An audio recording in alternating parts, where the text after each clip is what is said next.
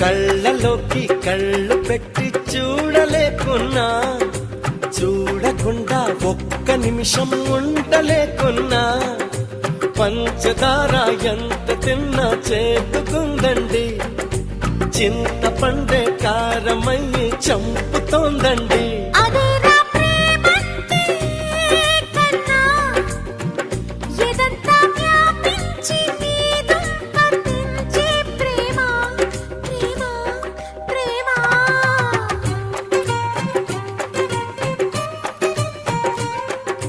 కళ్ళలోకి కళ్ళు పెట్టి చూడలేకున్నా, చూడకుండా ఒక్క నిమిషం ఉండలేకున్నా.